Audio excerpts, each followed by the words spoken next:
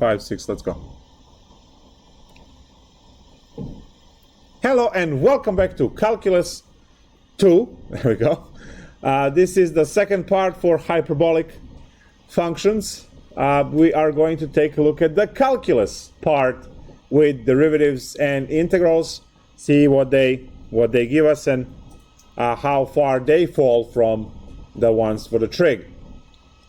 So last time we said that these functions have nothing to do with trig. Trig is periodic, hyperbolic functions are not. We saw that identities are close, not the same. And we did a whole bunch of proofs where we replaced sine and cosine hyperbolic with E definitions and worked out E definitions. So now we're going to do the same thing for our calculus. We know the way to take derivatives, we know the way to take integrals, and now we just want to figure out what are the derivative of sine hyperbolic, cosine hyperbolic, and so on. So let's say that you would like to figure out what is the derivative of sine hyperbolic x. Well, we know that we can separate, that we can rewrite sine hyperbolic x as with the E definition. So this is the derivative in respect to x of e to the x minus e to the minus x over 2. And now we just need to take this derivative. So we have 1/2, which is a constant that multiplies everything, so kick that outside. The derivative of e to the x is itself e to the x. Then minus the derivative of e to the minus x is e to the minus x, and then you have to multiply by the chain rule. The derivative of negative x is -1. And when you work out that algebra, it works out to be e to the x plus e to the minus x, which is, hey, cosine hyperbolic x. So we just found that sine hyperbolic x, the derivative of sine hyperbolic x is cosine hyperbolic x. And now, knowing the basic calculus, the antiderivative, meaning the integral of cosine hyperbolic x dx, is going to be sine hyperbolic x plus c. So you can immediately write two formulas when you calculate one of them. So we have our first pair.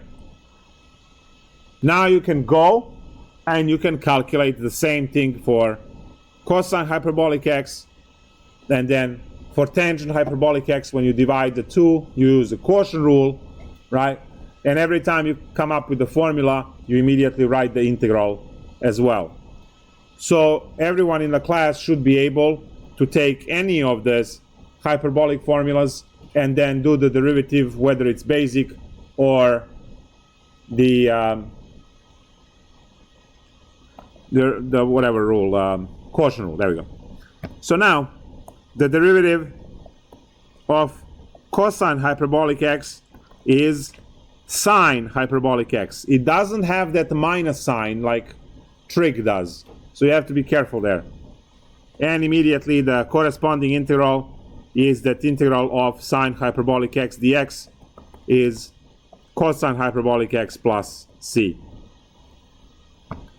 So I'll box these two lines, which are 4 formulas, as the most basic and most used. Now, what is the derivative of tangent hyperbolic x? Well, that's going to be the derivative of sine hyperbolic x divided by cosine hyperbolic x. And now you are to use the quotient rule, which is cosine hyperbolic squared x, and then you have the cosine hyperbolic x. The derivative of sine hyperbolic x is cosine hyperbolic x minus sine hyperbolic x times another sine hyperbolic x. And this is where you get your cosine hyperbolic squared minus sine hyperbolic squared. And we know that as 1. over cosine hyperbolic squared x. So the tangent worked out to be secant hyperbolic squared x. Right? This is the play. This is right. This is the opportunity for you to do the little victory dance, right? Because it's the same, right? It's trig.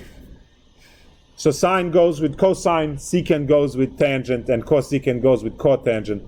The only issue you guys are going to have is the minus signs are on different spots.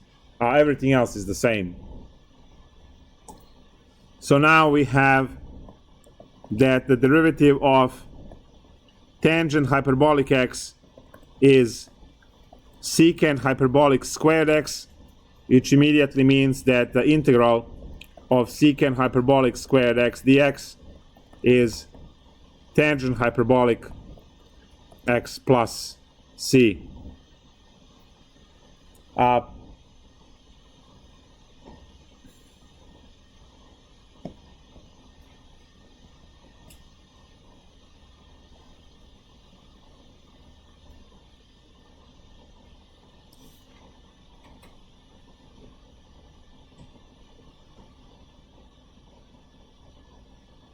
Now, derivative of cotangent hyperbolic, it all proved the same way, is going to be the negative. So this is where it starts to bring in the negative signs. And the integral will have the negative sign, obviously.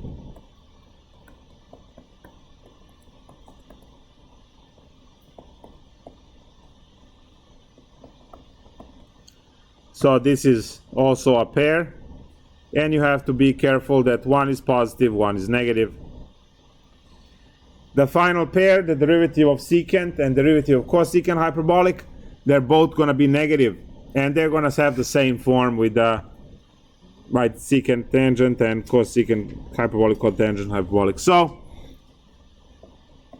the derivative of secant hyperbolic x is going to be negative secant hyperbolic x tangent hyperbolic x, which leads into the integral of secant hyperbolic x tangent hyperbolic x dx to be negative secant hyperbolic x plus c. And finally, the derivative of cosecant hyperbolic x is negative cosecant hyperbolic x cotangent hyperbolic x, which leads into the integral of cosecant hyperbolic x cotangent hyperbolic x dx to be negative cosecant hyperbolic x plus c. So these are also functions. All of these you can first work out the derivative using the quotient rule. Be careful with these minus signs because now they're all over the place. And you will come up with the formula. So let's say the question is to find the derivative of, let's say, sine hyperbolic of 3x to the fourth minus 8x. Well, you are going to use chain rule on this one, right? The derivative of sine hyperbolic is cosine hyperbolic. You copy the guts and then you just follow with the chain. The beauty of tablet. I can go anywhere. Change of scenery over here. Yeah. So the derivative of sine is cosine hyperbolic. So this is equal to cosine hyperbolic of 3x to the fourth minus 8x. And then all of that times the derivative of the inside, which is 12x cubed minus 8. Do not play with fire to multiply these two.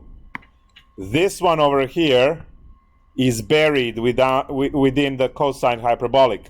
It's the argument. So you cannot multiply these two. This is a unit. You cannot break it apart. You cannot act on any of these, right? It's a unit.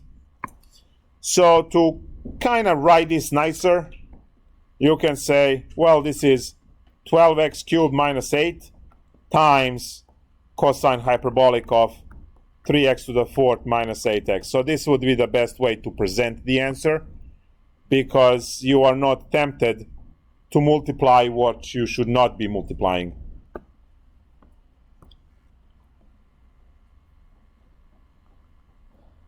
Let's say you have the derivative of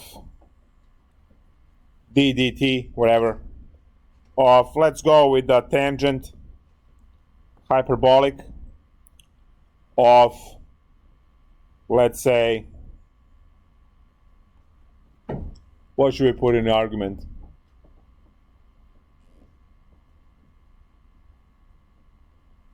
Ln x squared? Fine.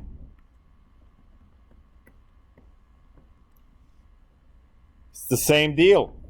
The derivative of tangent hyperbolic is the secant hyperbolic. So we start with secant hyperbolic squared of ln x squared, and then you are supposed to take the derivative of the inside as the chain rule. The derivative of ln is you copy the function as is and you put its derivative on top.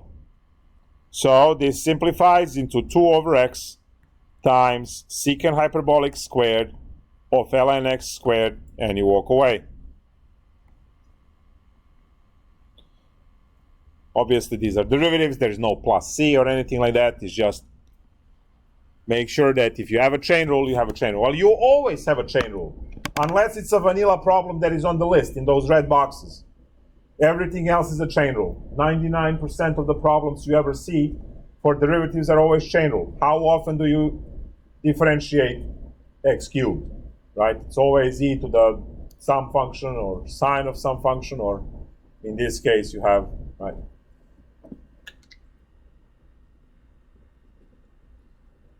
So for derivative, please review chain rule. You can find chain rule in your study plan for Calculus 1, and you're making sure that when you are taking the derivative, you take the derivative of the outer function. So you can see me taking the derivative of tangent hyperbolic and landing the secant hyperbolic squared. And then you copy the inside function. You see the ln x squared is copied for secant. And then you multiply everything by the chain, which is the derivative of the inside. Now that was ln, so you put the derivative over the function. So 2x over x squared. One of the x's cancels, so you just have 2 over x times secant hyperbolic squared of ln x squared. So if you know chain rule, this is not going to be an issue for you.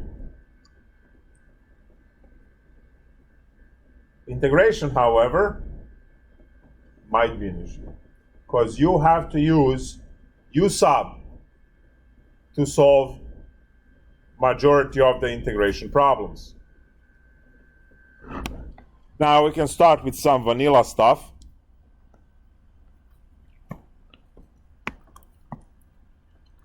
Let's say you have the integral of sine hyperbolic to the 8th power of x cosine hyperbolic x dx. So this would be considered as a vanilla problem. The u substitution is done by establishing a function derivative pair. We do see that derivative of sine hyperbolic is cosine hyperbolic, so the derivative is present, which means that your u is going to be sine hyperbolic x. The du for substitution is cosine hyperbolic x dx, which is exactly what we have here for du. So the entire integral changes into integral of u to the 8 du which is u to the 9 over 9 plus c. So that's very quick. And now, right, we go with a sentence. I don't care about u, I care about the x, which is 1 over 9. Go back to x variable, x domain. So 1 over 9 sine hyperbolic to the 9 of x plus c, and problem is done. So you are looking for function derivative pair. You see that sine and cosine hyperbolic are both present. They are derivatives of each other. So the one that has exponent on it is going to be the u, and the one without is going to be left as a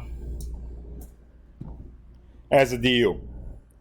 Now, similar problem would be to have x to the 7 sine hyperbolic x to the 8 dx. Now, this also has sine hyperbolic in it. It has 8 exponent, but the stuff is in a different location now. So what is the u in this case? X to the 8th, very good, because its derivative x to the 7th is present. Du is 8x to the 7 dx. And before you say, well, I don't have an 8, well, put it in. Put an 8 inside. Put the 1 over 8 in front to balance it out. If you don't have colors, then just do this in the next line. So when you are reviewing this, you know that the problem didn't come with these extra 8s. And now the whole problem becomes just sine hyperbolic of u du. Now this time we do not get to replace sine hyperbolic. We only get to replace the argument, which was x to the 8. Now the integral of sine hyperbolic u is cosine hyperbolic u. We don't have to worry about plus and minus signs. It's always positive for sine and cosine. Plus c. And then we go back to the x domain by swapping in cosine hyperbolic x to the 8 plus c, and that would be our answer. Pretty much all of the problems are u sub. You can practice u sub in the section 5.5 in the study plan on my MATLAB, 5.5 obviously in the textbook. So let's take a look at some of the integration problems that are on the homework. See if we're gonna sweat. Of course we are. Look at that stuff. Oh, beautiful.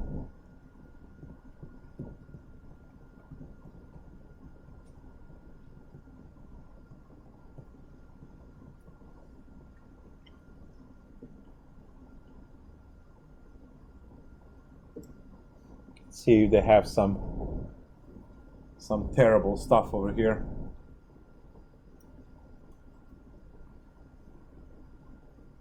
Well, it should be, at least one of these should be done.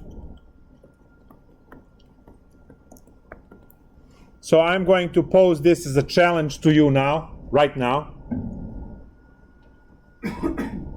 Go look up the identity if you don't remember what was the only thing that was swapped. It was listed as number 8 or 9 or 10, something like that. Number 8 maybe. Number 8 or 9, whatever. So look it up. Plug it in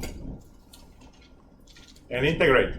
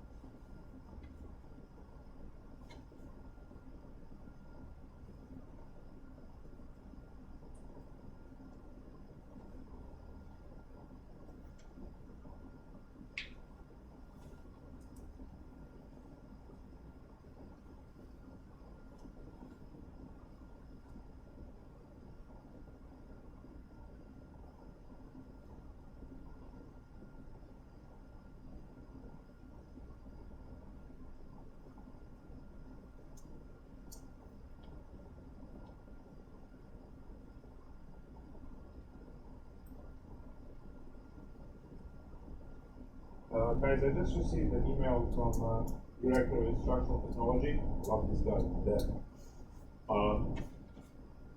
The projector is fixed in our original room. So now the choice is yours. You want to go back home or you want to continue here?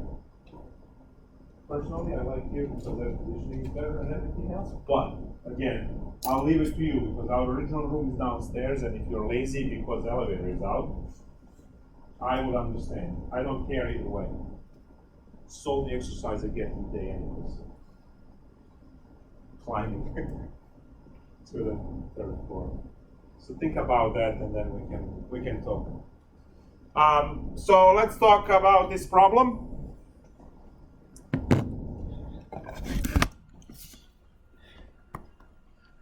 It is 1 minus, no, cosine minus 1, right? So cosine 2x minus 1 over 2 dx. That's the identity. For regular trig is 1 minus cosine. So. Oh, cosine hyperbolic. No one said anything. Holy nightmare. Pay attention. I was testing you all, and you all failed. So cosine hyperbolic 2x minus 1, everything divided by 2 dx. Now we kick 1/2 in front of the integral, and now we are integrating cosine hyperbolic 2x minus 1 dx. It's 1/2 open parenthesis. The integral of cosine hyperbolic is sine hyperbolic 2x divided by 2, right? Because there was 2 in front of x. If you don't believe me, just crank the u sub. U equals 2x and you'll see. And then we have minus x. And then we have plus c. And now, here is the boss move. The boss move is you can factor the 2, factor 1/2. So it will create a quarter in front, and you will have sine hyperbolic 2x minus 2x plus c. So that's the boss move to kind of reduce the amount of fractions. But the previous answer is also fine for full credit, whatever. If you are to type this in a software, over here you have to put extra set of parentheses to divide by the 2, right? And over here you don't. That's a difference in amount of computations, which improves the efficiency, right? If any of you computer science gurus care at all, and you should, because the efficiency of your software depends on the least amount of calculations. So you should be presenting your answer in a way that has the least amount of calculations. That speeds up the software, not just faster hardware, but smarter software as well. Good.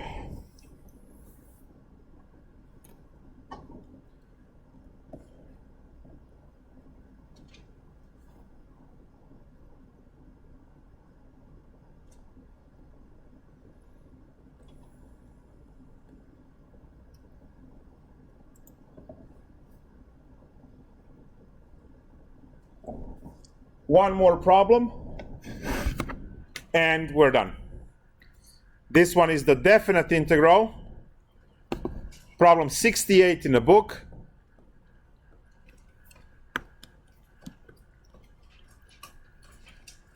It says integral ln 5 to ln 9.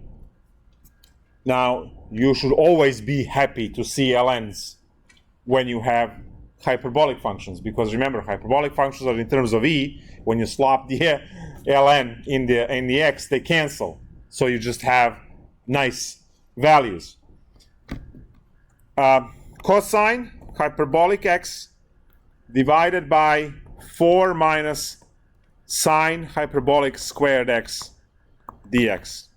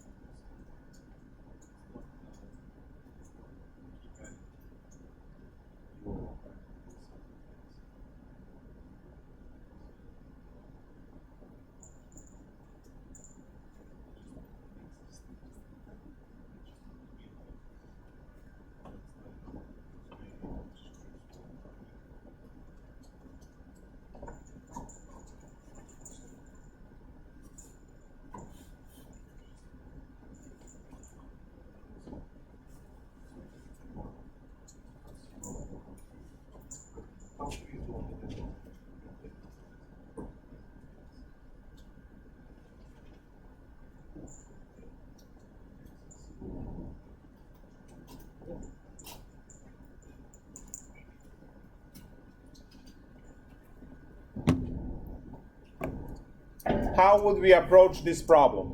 Where do we start?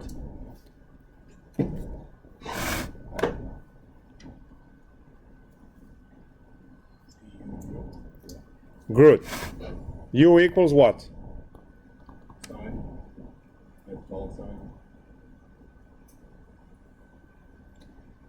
U is Can we do 4 minus sine hyperbolic squared x? Because the derivative of 4 is just going to be 0. So it's dead. Du is negative 2 sine hyperbolic x cosine hyperbolic x dx.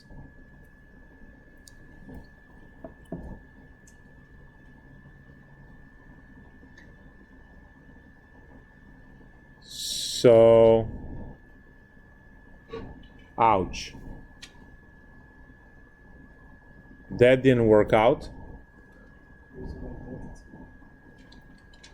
Because I don't have a sine over here, hyperbolic. If I had sine hyperbolic, this would be good. I don't have a sine hyperbolic, so I can't use this.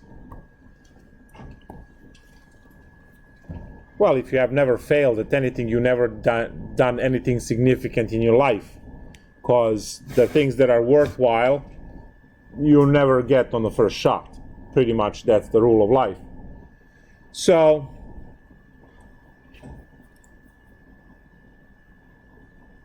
what now?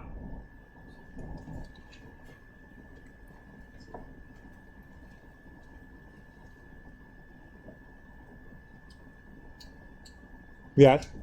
the identity on the bottom. What is the identity? 4 minus cosine hyperbolic 2x minus 1, and then 2 goes on top. And that gets us, yeah, but then we'll have a cosine of 2x and we'll have a cosine of single x, and they are not compatible.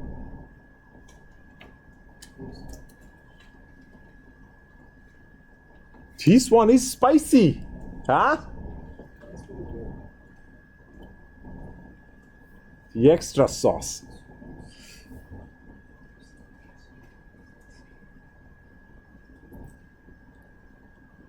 How about we try just u equals sine hyperbolic, see where that goes.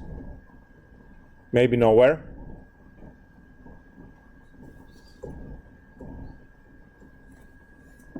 So u equal sine hyperbolic x du equal cosine hyperbolic x dx. So if I have this, then the integral is, remember I have to change the limits as well, but that's, let me see if the rest works. So now I'm just going to have du over 4 minus u squared.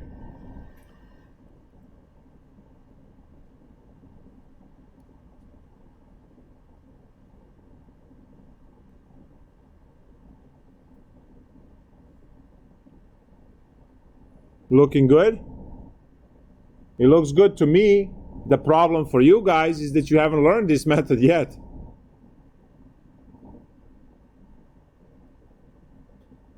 So if you're doing this, and I'm trying to figure out why is this problem here now that I see the solution.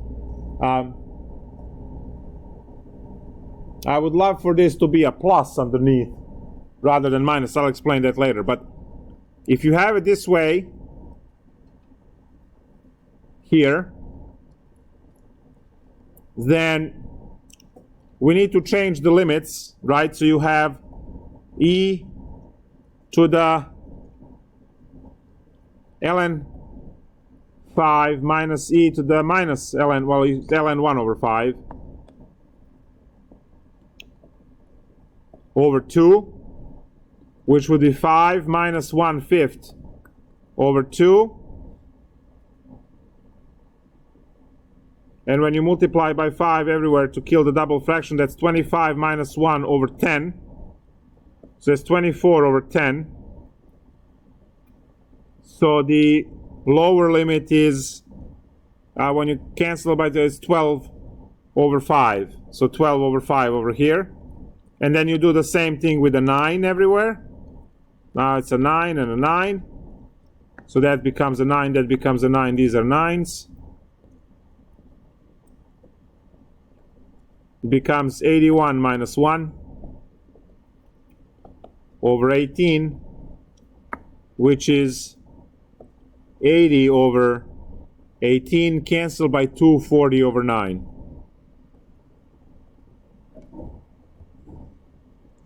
So we are able to convert this, and the issue, and probably is a typo. Probably it's a typo over there, because you haven't covered this method yet.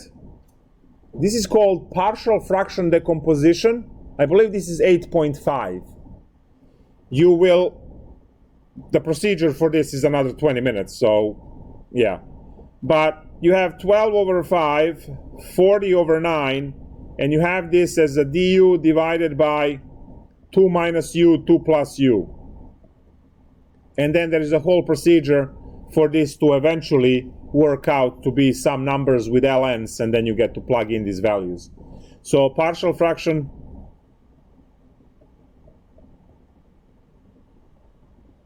decomposition, I believe it's 8.5. Yes, 8.5. We did not cover it yet. So I believe that this is a typo, because I would like to see this with a plus. And I'm just going to fix it here. Guys, if this was a plus, then this would be a plus. And what is the integral of 1 over 4 plus x squared?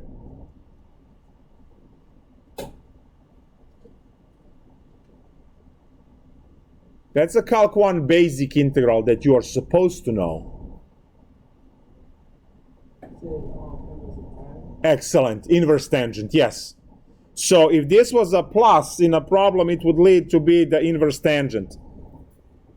And it will be inverse tangent u. You go back into x as you use the limits, and you go on from there. So I believe this problem is a typo right there. But then solved the way it's given to us, you will end up with a partial fraction decomposition, which we can revisit next week. We can start learning partial fraction decomposition on this example. I'm just going to swap u's with x's, and because this is a basic problem, because it has two linear terms. That's where you start learning partial fraction decomposition with the two linear terms in the denominator. So yeah, tons of fun, right, with hyperbolic functions. You will need this, well, I already said electrical engineers and so on, but you are going to need this in differential equations, because once you hit the chapter 2 on the second order differential equations, ordinary, linear, homogeneous, all that good stuff, you'll learn there. Half of the answers for differential equations will be given as trig, and the other half would be given as hyperbolic functions. So, and the difference will be very subtle when you take that course. So you will have the second derivative of y plus 1 equals 0, and the second derivative of y minus 1 equals 0. These two are so close, right? If you take a look. So this is what the differential equations look like. You have a derivative and a whole bunch of other stuff. You are looking for a function that would satisfy that particular. The top one gives you trig as answers. The bottom one gives you hyperbolic functions. You are not studying this section to pass Calc 2 and be done with it, right, on a test, to have one problem, or even worse, say, screw this, just one problem on an exam, who cares, right? Well, there you go, right? Half of the solutions in the whole course are going to depend on this stuff. And you saw that they're sneaking these problems in even before you learn, right? Problem number 10, you saw that? And even if you go back into Calculus 1, you will find these hyperbolic structures as is, because you haven't learned hyperbolics at that point yet.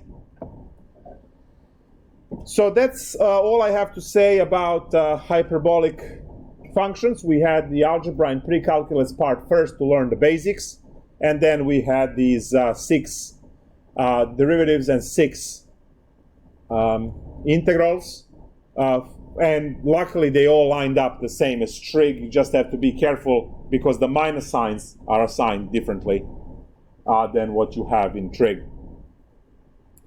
Whole bunch of derivatives.